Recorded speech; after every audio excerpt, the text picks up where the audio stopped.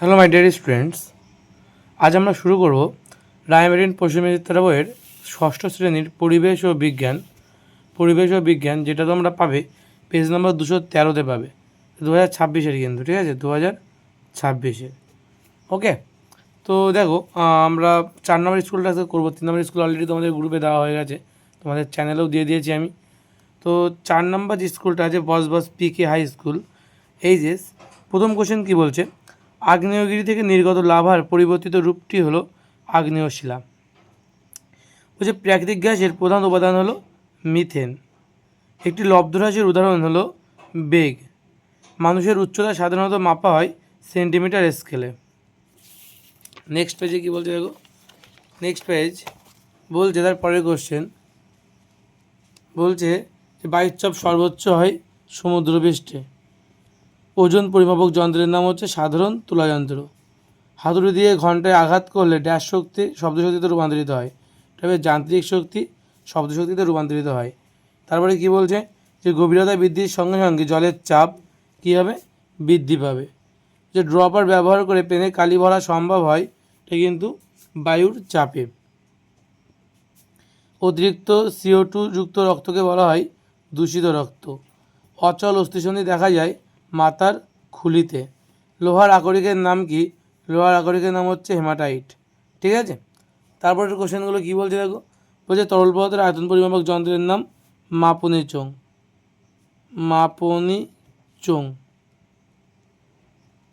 তারপরে তলের প্রকৃতির সঙ্গে ঘর্ষণের সম্পর্ক অমসৃণ যদি হয়, মনে রাখবে আমি শর্টকাটে লিখছি যে তল যদি অমসৃণ হয় তাহলে ঘর্ষণ কী হবে? বেশি হবে। অমসৃণ তলে ঘর্ষণ বেশি আর মসৃণ তলে ঘর্ষণ কম। রান্নার কাজে ব্যবহৃত এলপিজি যে তরল থাকে সেটা হচ্ছে প্রোপেন ও বিউটেন। কি বলছে? প্রোপেন ও বিউটেন। ঠিক আছে, প্রোপেন আর বিউটেন। বলেছে লোহার সঙ্গে কোন ধাতু মিশিয়ে স্টেনলেস স্টিল তৈরি করা হয়? লোহার সঙ্গে কার্বন মিশিয়ে। এসআইতে তড়িৎ প্রবাহের একক হচ্ছে অ্যাম্পিয়ার।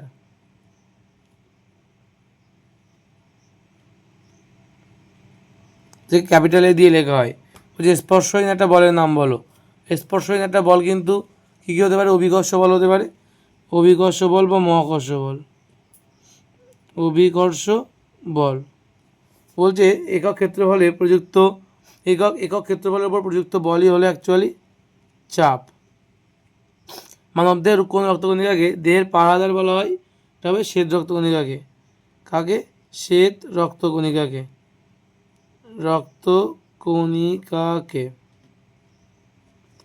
বলছে হৃৎপিণ্ডের স্পন্দন স্বাভাবিক করার জন্য কোন যন্ত্র বসানো হয়? পেসমেকার। বলে লালায় অবস্থিত কোন রাসায়নিক পদার্থ খাবারে মিশে জীবাণু ধ্বংস করে? এটা কী হবে? লালায় অবস্থিত কোন রাসায়নিক পদার্থ খাবারে মিশে? এটা হচ্ছে লাইসোজোম। লালায় অবস্থিত আমাদের লাইসোজোম খাবারে মিশে কিন্তু খাবারে মিশে থাকা জীবাণুকে ধ্বংস করে, লাইসোজোম। ওকে, তারপরের কোশ্চেন কী বলছে? বলছে আকরিক বা ওর কাকে বলা হয়? তা তোমরা তোমাদের টেক্সট বুকের 57 পেজে পেয়ে যাবে, দেখে নাও। এই যে কী বলছে, এই যে ওর কাকে বলে, তোমরা এখান থেকে বলতে পারো যে খনিজ থেকে ধাতুকে সস্তা এবং সহজে বের করা সম্ভব তাকে আমরা ধাতুর আকরিক বা ওর বলি। ঠিক আছে, নেক্সট কোশ্চেন কী বলছে? বলছে যে দৌড় প্রতিযোগিতায় প্রতিযোগীর দৌড় শেষ করার সময় মাপার জন্য আমরা কোন যন্ত্র ব্যবহার করি? স্টপ ওয়াচ ব্যবহার করি। ঠিক আছে, বলছে বল কাকে বলে? তোমাদের বইতে পেয়ে যাবে এটা টেক্সট বুকের 82 পাতায়। বল কাকে বলে? এই যে দেওয়া আছে, কী দেওয়া আছে দেখো, যে বাইরে থেকে প্রযুক্ত যে কারণের ফলে স্থির বস্তু সচল হয় অথবা সমবেগে গতিশীল বস্তু থেমে যায় বা তার বেগ কমে বা বাড়ে বা বেগের দিক পরিবর্তন হয় অথবা ওই বস্তুর আকৃতি বা আয়তনের পরিবর্তন হয়, তাকেই বলা হচ্ছে বল। ঠিক আছে, তাকে কী বলা হচ্ছে? বল বলা হচ্ছে। ঠিক আছে, নেক্সট কোশ্চেন বলছে বাম ফুসফুসে ও ডান ফুসফুসে কয়টি করে খণ্ড থাকে? ঠিক আছে, বাম ফুসফুসে হচ্ছে 2টি, ঠিক আছে, ও ডান ফুসফুসে হচ্ছে 3টি। তারপরে বলো যে নদীর বাঁধের তলদেশ চওড়া হওয়ার কারণ কি? তা তোমরা মানে বইতে পেয়ে যাবে 212 পাতা। 212 পাতা দেখে নাও। নদীর বাঁধ চওড়া হয় কেন এখান থেকে, এই নদীর বাঁধ চওড়া হয় কেন, নদীর বাঁধের তলদেশ চওড়া হয় কেন, এখান থেকে এই পর্যন্ত সবটা কিন্তু বলতে হবে। আশা করি বুঝতে পেরেছ। নেক্সট কোশ্চেন কী বলছে দেখো, নেক্সট কোশ্চেন বলছে মানবদেহের দুটি শ্বাসপেশির নাম লেখো। হচ্ছে আন্তঃপাঞ্জরপেশি আর একটা হচ্ছে মধ্যচ্ছেদা। ঠিক আছে। নেক্সট কোশ্চেন বলছে জীবাশ্ম জ্বালানি কাকে বলে, যেটি জীবাশ্ম জ্বালানির নাম ও ব্যবহার লেখো। এটা তোমরা তোমাদের টেক্সট বুকের 181 পাতায় এটা তোমরা পেয়ে যাবে। জীবাশ্ম জ্বালানি কাকে বলে আর এর ব্যবহার, এই যে এখানে তোমরা আছে যে জীবাশ্ম জ্বালানি কী এ দেওয়া আছে, এখান থেকে এই পর্যন্ত জীবাশ্ম জ্বালানি কী, এর একটি ব্যবহার এখানে তোমরা পেয়ে যাবে। এর ব্যবহার এখানে দেখো, এখানে দেওয়া আছে এর ব্যবহার, এই যে 2 থেকে কোশ্চেন এর ব্যবহার কিন্তু দেওয়া আছে। ঠিক আছে। নেক্সট কোশ্চেন, আচ্ছা এই যে 2 থেকে কোশ্চেনটা হচ্ছে এই যে ব্যবহার। ওকে। নেক্সট কোশ্চেন কী বলছে যে খাদ্য ফিতে বা স্কেল দিয়ে দৈর্ঘ্য না মেপে যদি হাত দিয়ে দৈর্ঘ্য মাপি কী সমস্যা হবে বলে তোমার মনে হয়, দুটি পরিমাপযোগ্য রাশির নাম লেখো। তা তোমরা কি কোথায় পাবে, 151 পাতায় তোমরা পেয়ে যাবে। দেখে নাও, এই যে যদি আমরা ফিতে স্কেল দিয়ে দৈর্ঘ্য না মেপে সবাই হাত দিয়ে মাপতো তাহলে কী সমস্যা হতো, এখান থেকে এই অবধি তোমার বলতে হবে। ঠিক আছে।